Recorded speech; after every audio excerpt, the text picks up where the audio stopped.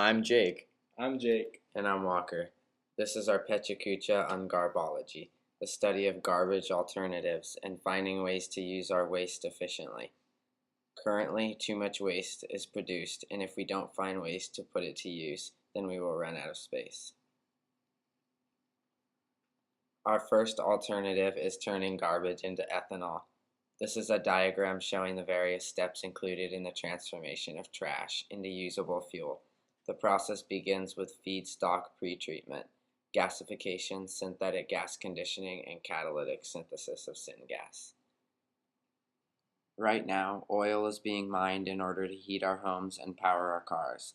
But with ethanol, we will be able to take a waste product and reuse it instead of destroying the environment through drilling and harmful carbon emissions. Organic waste, such as feedstock, will be converted to a safe, reliable fuel. In the gasification step, the treated feedstock is put into the gasification chamber, where it is torched and collected on the coke bed. Slag is discarded while the new syngas is released into the next step.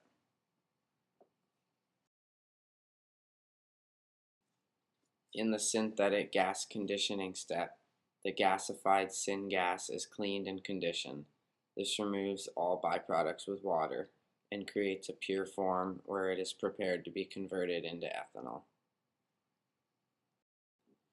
In the last step, where it is finally turned into pure ethanol, it goes through several different types of syntheses, including steam reforming, partial oxidation, gasification, water-gas shift reaction, Fischer-Tropsch synthesis, and methanol synthesis.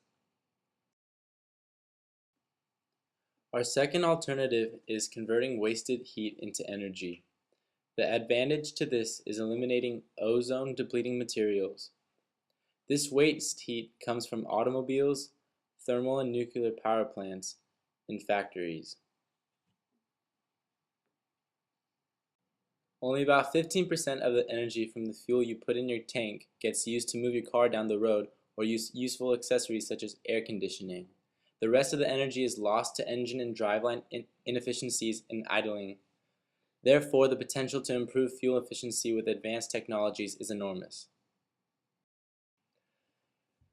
The wasted heat from nuclear power plants can be converted into energy through the use of steam.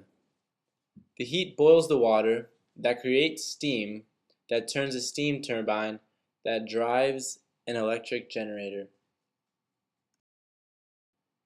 Wasted heat from thermal factories can be recovered and be put to work, providing warmth for buildings or steam or process heating for chemical processing. That conserves valuable energy by extracting thermal energy from a waste stream and putting it to work. Factories have figured out a way to generate electricity from low-grade heat in the form of waste steam or hot water at temperatures as low as 90 degrees Celsius. In essence, the system features a refrigeration compressor running in reverse to drive an electrical generator.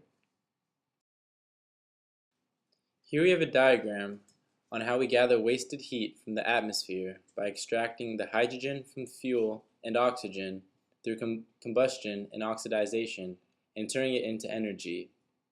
While producing exhaust gases, it collects more energy than it uses. Every year, 11 billion pounds of poultry waste is produced by the meat industry.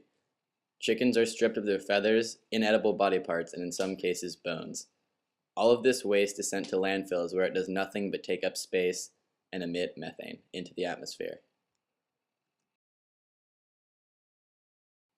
Alternatively, this chicken waste could be used to create biofuel that can be put into cars, trucks, and other combustion devices, or it can even be repurposed as cattle feed. This would take 11 billion pounds of waste annually and turn it into useful materials. Similarly, in the United States alone, we waste over 3 billion gallons of cooking oil every year in our restaurants. When homes come into the equation, that number is likely to increase even higher. This oil often attracts animals and can end up being dumped into our oceans.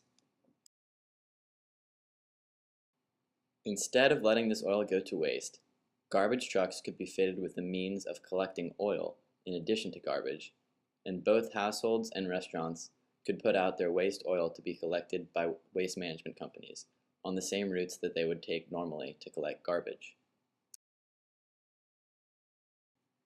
Once collected, the garbage trucks could drop off the oil at a treatment center, where it goes through a process called gasification that turns this oil into biofuel.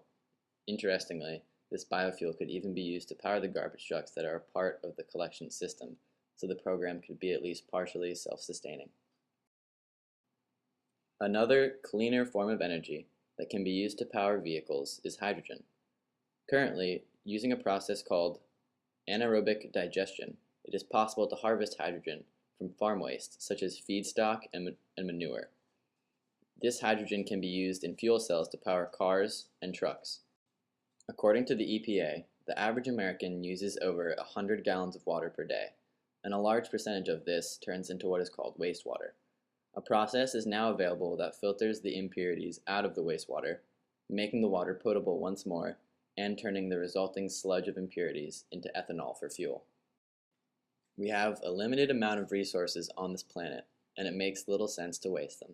Even energy, which is commonly overlooked as a form of waste, has to be conserved if we are going to make an impact and save our planet for future generations. Good garbage habits need to be created now.